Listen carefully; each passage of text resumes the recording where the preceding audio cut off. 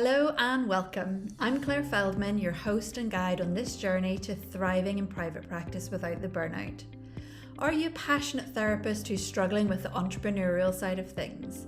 Do you wish you could serve great fit clients at times that suit you?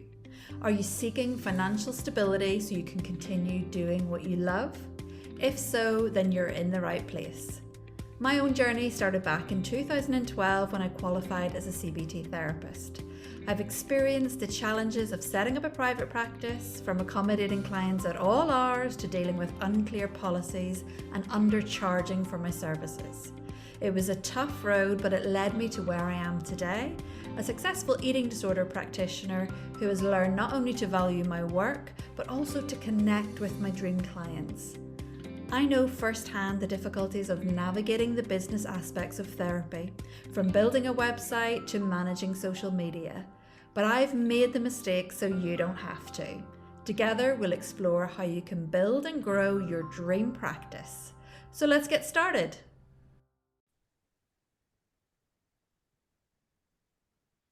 Okay, and welcome everybody to this week's episode, in which I'm going to be talking to the lovely Samantha all around social media and how, as therapists, that we can gain confidence in using social media as part of a marketing tool, and it being used, I guess, in a strategic and helpful way, rather than it being something that we either avoid completely or that we do on a really ad hoc basis.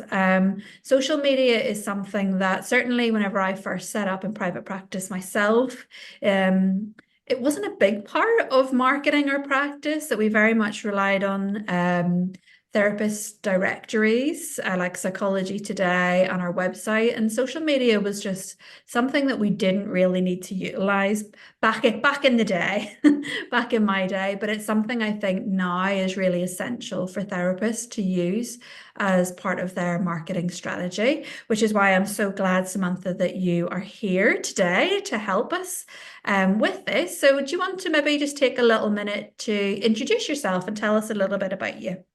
Oh, thank you so much, Claire. It's really lovely to be here, and thank you for having me on. So I'm Samantha Tyler, previously Dawkins. I got married recently, so a lot of people know me as Dawkins, but I'm Tyler now. And I am a social media manager specifically for therapists. I founded my business back in 2019.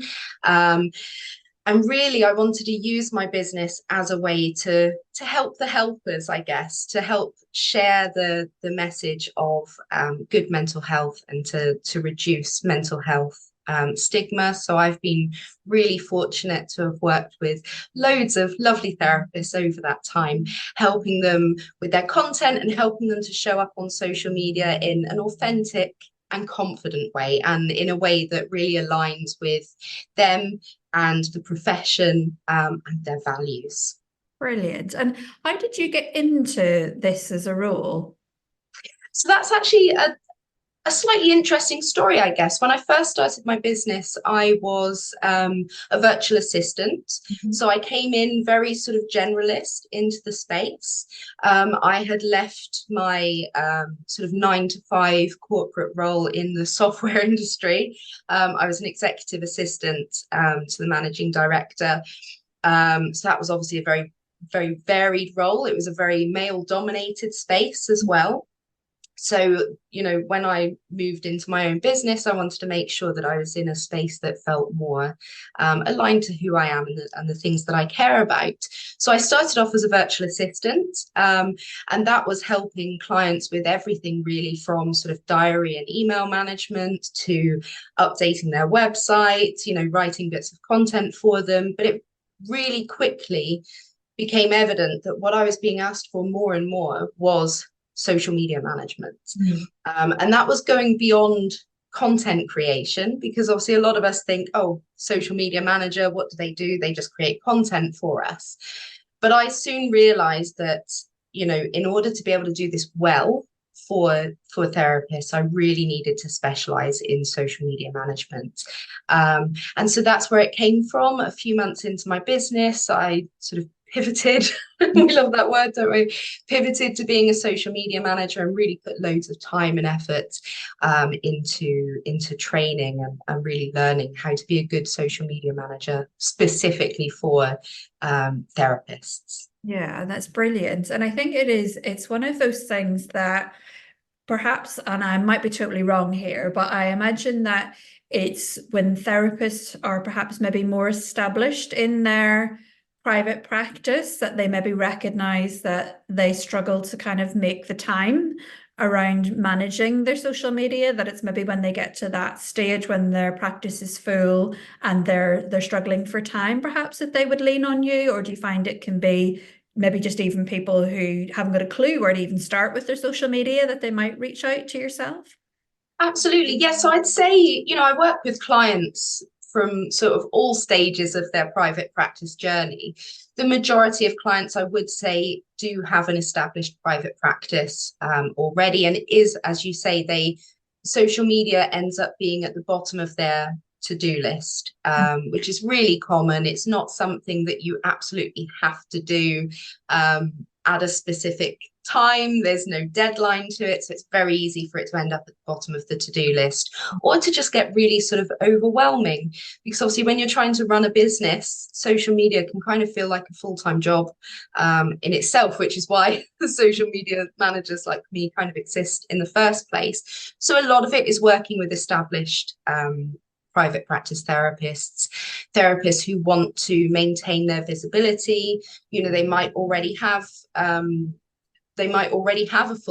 full practice. They might not be actively needing, new clients, but they want to maintain that visibility so that they can have that waiting list, for example.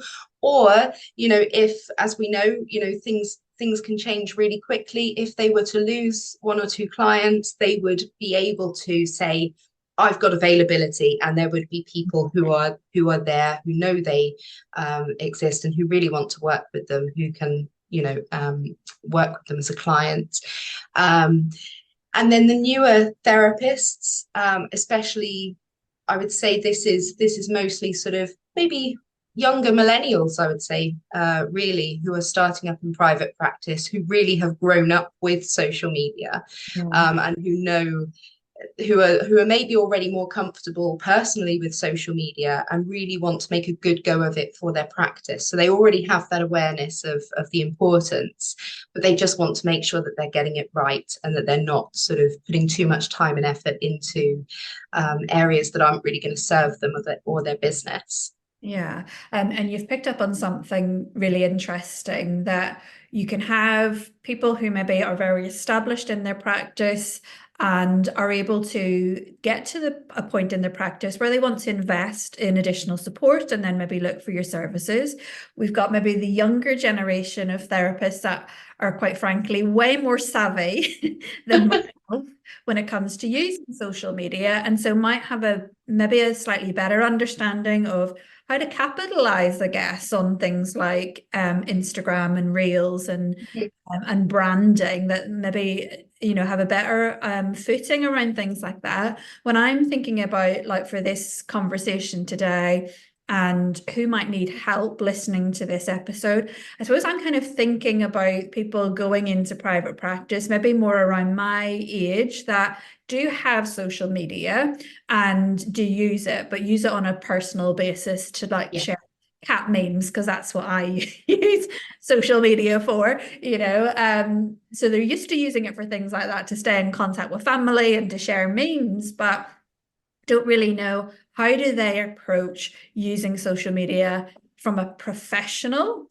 capacity. Mm-hmm. And I think what a lot of counselors will worry about is that when they are trained, that they will receive a lot of training around ethics, around boundaries, around non-self-disclosure. And so there Yeah. will be huge fear about, and I think huge amounts of procrastination about even going on social media or using social media.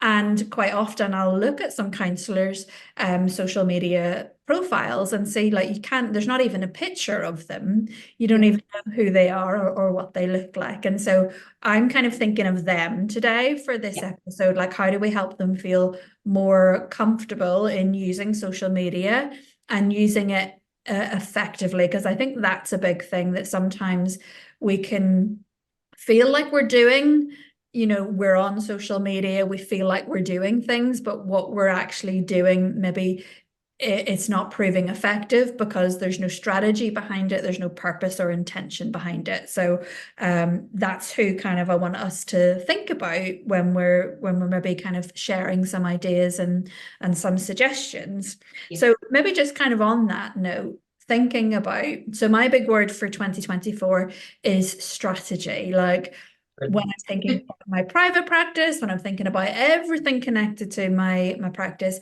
how can it be strategic and that anything that I'm doing serves a purpose? And maybe you could maybe share a little something that might be helpful when it comes to having a social media strategy. What sorts of things might counselors want to think about before they even get started? Yes, absolutely. And I love that your word for 2024 is strategy, because it's such a big one, isn't it? In all parts of our business, having a strategy and having a purpose and being intentional is so key to, to kind of reducing that overwhelm that can come from just trying to do things kind of as and when and as they pop up. And something you mentioned before was this idea that a lot of therapists do spend quite a lot of time on social media. They are posting content regularly. They are kind of having conversations. And a lot of clients come to me saying, I feel like I'm doing a lot. I feel like social media has kind of become my second job, but it's not really serving me. And there's this question of, is social media even worth it? Does it work for therapists? And very often it is because they're not taking a strategic approach to it. So it might be that they are just sort of posting on the day, kind of whatever they can think of. It might be, as you touched on, that they're just sharing things that aren't really going to serve a purpose for their business. And that is why being strategic really is so important. And it doesn't have to be complicated. When we think of social media strategies, we might think of corporate businesses and big marketing firms. But really, all it is really is a plan and a foundation that can keep you focused, that can give you structure, and can really help to reduce that kind of, what am I posting today? What do I need to do? Who am I trying to speak to? So I think the first thing to do when you're thinking about sort of working more strategically is to take a look at kind of where you are at the moment. What's your starting point? Is there anything you've noticed that has been working well for you? Is there anything that, really hasn't been working?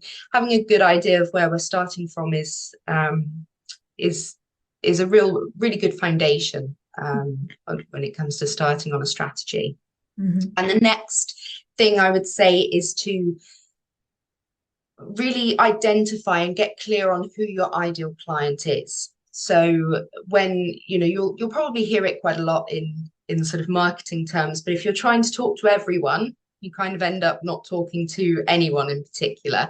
If you try and make your content too generic and general and kind of apply to men and women and older people and younger people and people who live over here and over there, the message can get so diluted that it doesn't really end up serving a purpose. So getting really clear on who your ideal client is, getting really clear on who your niche is, if you do want to have a specific niche, can really help you to get laser focused on the type of content that you want to share and the type of messaging that you want to put out there as well.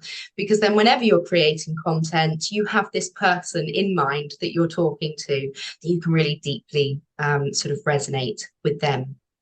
Third most important thing I would say is establishing your goals. So what do you actually want to achieve on social media? Obviously, this means you're going to have to know what your overall business goals are. So, really thinking about what you want to achieve in your business is key. And then the areas that social media can help with, you can set specific goals around that. So for a lot of therapists, it might be that they want to establish more brand awareness. They want people to know they're there. They want people to be able to find them and discover them online or on social media. And social media is so good for that discoverability. If you've got a LinkedIn profile or an Instagram page or a Facebook page, even people who are searching on Google are more likely to find you. So in addition to your website, it's obviously a fantastic tool. So really getting clear on what do I actually want to achieve from social media. Now, I would say social media, especially for therapists, it's really right at the top of that marketing funnel. So really at the beginning of that sort of client journey, it's where the awareness happens. It's where you're starting to sort of build that trust with your audience and kind of build that relationship. Obviously, therapy tends to have quite a long consideration period. I know from my own experience that it took me a very long time, even from when I decided I want therapy, I need therapy, to actually then Mm. contacting a therapist. So it does take that consideration, and people really do need that time to warm to you, to get to know you that little bit, to sort of realize that you're the right fit for them.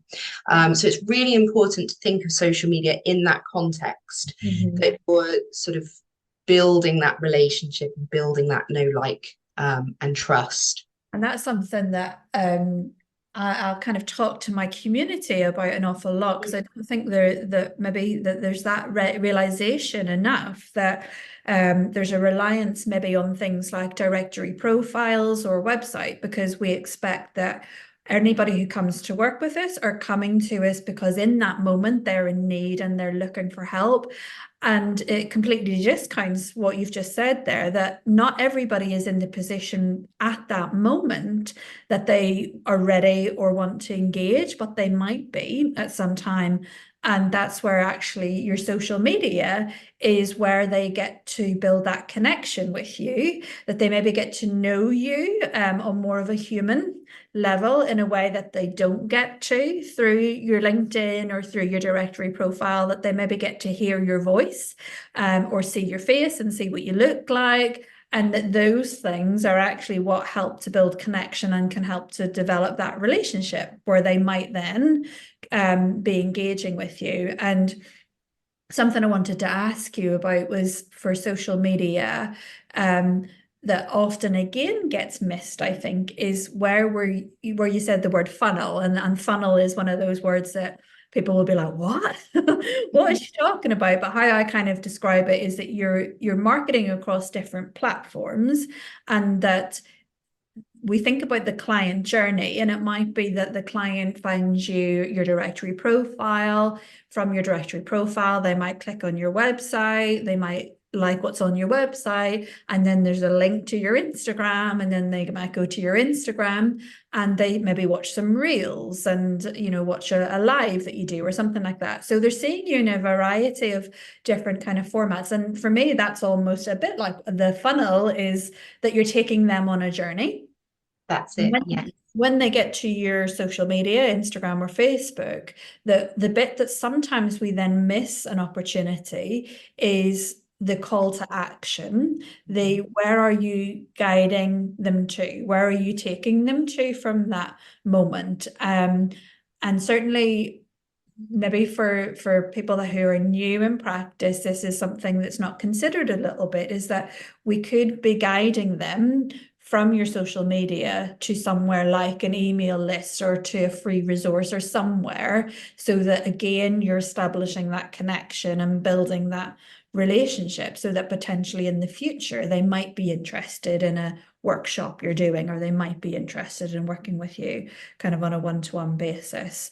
Um, do you think that's something that again therapists can kind of bear in mind when they're using social media, to think about, are you actually telling people, how to work with you? Are you telling them how to get in touch? Are you, guiding them to maybe a free resource, or a sign up that you have? Absolutely. Yeah. And that's something I see with a lot of therapist content, is that their content can be absolutely incredible. It can be brilliant in itself, but you're missing an opportunity every time you're not telling your audience what you want them to do next. So that can, every single post that you put out there, every piece of content should have a purpose. And you should be telling your audience really what that purpose is. So, for example, it can go from something as simple as asking them to like the post or to save the post, for example, all the way through to visit my website, join my waiting list, whatever it might be. But every time you don't tell them what to do next, you're really missing an opportunity to take them further on that journey with you. And it seems so simple, doesn't it? Because you think I'll write a post and people will like it, and because they like it, they'll visit my profile, and then they'll see my website, and then they'll click on my website because they might want to work with me. But realistically, people don't have a huge amount of time, and if you don't tell them what specifically you want them to do, the chances of them doing it, even if it's in their best interest, even if it is something they really need, the chances are really slim that they're actually going to do it. So you really need to be reducing those sort of hurdles to taking the next step. And the easiest way of doing that is just telling them, what they need to do for that. And like you said, mailing list, it's a fantastic one. A fantastic way of building that relationship, deepening that relationship with your audience and potential clients. And one of the best ways to do that, one of the best ways to get people onto your mailing list is to offer them some sort of resource. But the key takeaway is, your content needs to have a purpose, and you need to be telling your audience what to do so that it can fulfill that purpose. Yeah. And you said something there that I thought was really important as well, that sometimes what counselors will say to me is, I'm posting, and but people aren't booking in. And I think sometimes there is a perception that when they post something, that everybody who's on their social media sees that post this, like the second it's posted. And the reality is that really only a small percentage will see your content at any given time. And our attention spans are so short nowadays that when we're thinking about putting our content on there, and something that again they will get apprehensive about is, I don't want to keep showing up on social media because I don't want to annoy people. Yeah. We're going to get sick of seeing me on social media, and not realizing that actually such a small percentage see all of your content. People are more likely just to catch your content while scrolling. And so we have to then think about, we can't just post something once and think, right, that's us done with marketing. It has to be an ongoing thing that we do. And That's it. Absolutely. yeah, it can be a tricky, the word consistency can feel really icky, because like I know for me personally, I can go through periods of being absolutely fabulous with consistency and posting 3 times a week and doing reels, and then I can disappear for a little while because just my attention has gone to something else.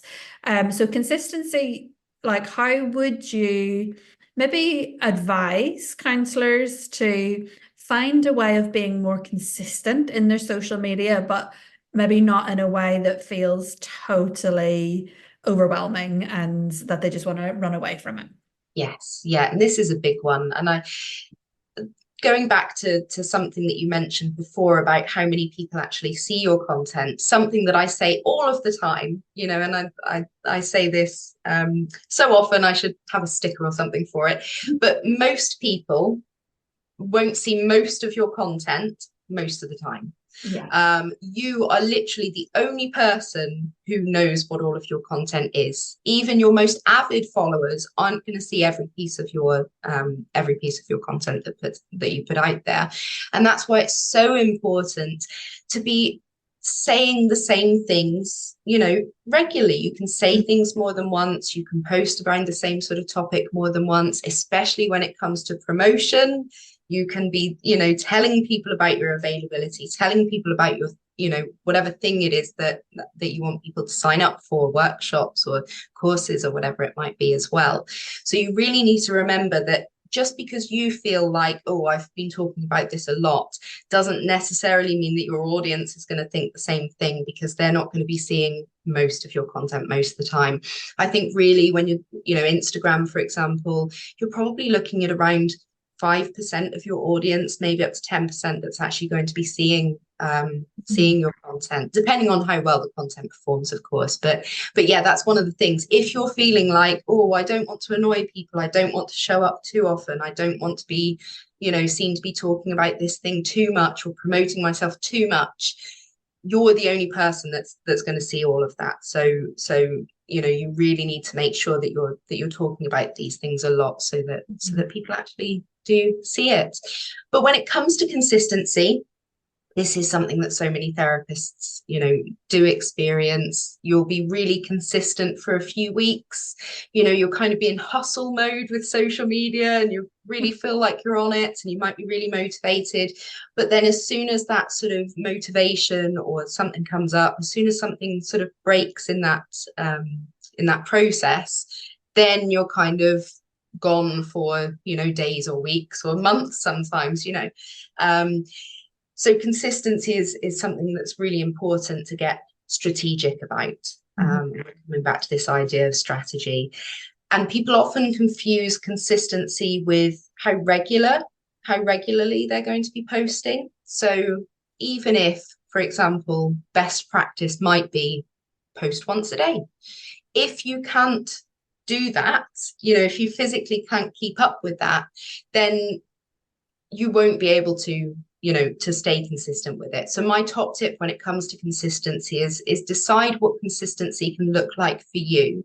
If that's posting twice a week and you can maintain that and commit to that, then absolutely do that, because it's better showing up 2 times a week every week than it is trying to show up 7 days a week for a month and then you go quiet for a couple of months to kind of recover from it.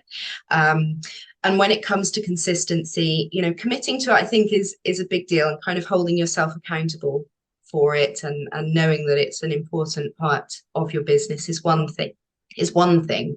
But I think just having a few processes in place can really help. Schedule it into your diary. This is something that I found so important in my own business. If it goes into my diary, if it goes onto my calendar, I've committed that time to it and it will get done, as opposed to just putting it on some to-do list and it just always ends up at the bottom of it. You're not really committed to it. You're not kind of holding yourself accountable to it. So put it in your diary. It might be that you schedule in some time on a Monday morning, if that's time when you have, some time free. It might be that you have it on a Friday afternoon. Whatever you need to do, just get it onto your diary so that during that time you're going to be working on social media. And then when you're doing it, you can another good tip that I always share is to batch create your content. So during that time, think about, it could be the week ahead, it could be the month ahead, whatever works for you, but create a whole batch of content in that time so that you have content for the future that you can schedule ready to go. So you won't then be so sort of beholden to kind of how you feel on that day and whether you've got the time and energy to post on that day. So really preparing in advance, planning and preparing your content and getting it scheduled is one of the best ways to stay consistent with your social media. Yeah, and it's great that I'm not sure what they call the platform now. Is it Meta, Facebook Creator? I get confused Yes. with the names, but that it actually allows you to schedule, in advance across Instagram and across Facebook. So it does make it very easy to be able to go in and kind of schedule your content kind of a week or two in advance. Absolutely. Yeah, definitely Done. use those tools. Meta does offer a free scheduler in their business suite, so you can absolutely schedule your content for Facebook and Instagram. There's native schedulers for LinkedIn even. So even if you're posting content there, you can schedule content and it's absolutely free. But you can also, use a scheduling tool if you want to. So for example, the scheduler that I personally love and I use with all of my clients and I always recommend is Metrical, metrical.com. It's just a fantastic tool to keep everything in one place and to give you a really good overview. So you pop everything in there and then you know that it's all scheduled. You don't have to worry about creating any more content for the week, Mm. and it will automatically post everything out for you. That's super. And something that I think maybe people listening might be wondering is, where do I find ideas for my content in the first place? So I know that you had mentioned earlier about having a niche, and I'm a huge advocate for having a niche because when you know your niche, when you know who your ideal client is, you always have them in mind when Mm. you are then writing your content and questioning yourself before you post anything. Is this actually helpful? Is this relatable? Is it educational? And is this helpful in some way? So that's really important, I think, when it comes to coming up with ideas for content. Something I also do is if I'm following similar accounts, if there's any posts that I come across that I think that I really like or that my audience might like, that I will tend to save them under a little folder in my Instagram, kind of as content inspiration, and then I'll maybe take those ideas to repurpose them. Any other kind of suggestions that you have when it comes to like just coming up with ideas of what to post about? Any little tips that might be helpful for some counselors? Yes, absolutely. So, in addition to seeing what other people are posting about, obviously there's lots of therapists on social media now, so you can see what other therapists in your space are talking about and what's kind of resonating with their audience for topic ideas. But you can also use your own business for content ideas as well. So, are there specific questions that potential clients ask quite regularly? You can use that for educational content and educating around the process of therapy or how to work with you. Are there any themes that are coming up a lot, at the moment in therapy, these broad themes? Are there things that people are worried about? Is there anything really topical at the moment? That can be a great source of ideas because, if existing clients are thinking about those things, then it stands to reason that, potential clients and the rest of your audience are going to be thinking about those things as well. One of the tools that I really love is just using Google search. So if you type in a keyword, sort of say relationship counseling, for example, into Google, you will notice that if you scroll down slightly, it will come up with a list of questions that people typically have asked and answers to those questions. And if you expand those, so if you click into them, and I'd recommend everyone tries this, it will keep adding more and more questions that people have asked and the answers. So that is almost an unlimited Hmm. sort of way of getting ideas just by using Google search and typing in keywords that are sort of relevant to the your niche or your audience or the services that you provide. So that's a really good one. I'm also a really big fan of, again, having that structure, having that strategy of coming up with maybe 3 to 5 topics that you really want to be known for talking about as a therapist. So, for example, if you are a therapist who specializes in anxiety, you might have education around what anxiety is and kind of how it affects you. You might have tips for coping with anxiety. You might have a topic of therapy for anxiety, so how therapy can help, what the process is. So if you come up with 3 to 5 sort of broad topics of what you'd like to be known for talking about on social media, that can really help when you sort of get into that brainstorming mode. It can really help you to come up with ideas that you're not kind of feeling like you need to be here, there, and everywhere and kind of talking about everything.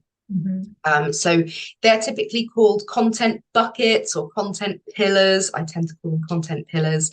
But if you kind of brainstorm 3 to 5 things that you really want to be known for talking about or sharing on social media, that can really help make the brainstorming process a lot easier. Yeah, that's really, really helpful. And when you're kind of talking there, what it's making me kind of think of as well is that just to keep it simple. Because Mhm. sometimes I think maybe what we feel in our content is that it needs to be really informative and it needs to answer, it needs to solve all problems. Whereas what Mhm. you're kind of describing is no, you just kind of like, if it's the broad area of, say, anxiety is your niche that you work in, that you might be just picking out one small aspect of anxiety and just doing some content or a post around some one small aspect of it, that we don't have to try and fill our posts with lots and lots and lots of information. It can just be like those kind of posts where it's 3 tips, 3 tips to reduce anxiety, or that those kind of more simple, easy to read kind of posts are what actually gets kind of good engagement. That's it. Yeah. And I think keeping it simple is really key, because obviously it makes it a lot easier for you, because you can create lots of different posts from one sort of overarching idea rather than trying to fit everything into one post. So you can absolutely share just one tip in a post if you want to. It doesn't have to be 10 tips or all my top tips. You can really sort of stretch that out and talk about one specific tip and talk all around that in a post.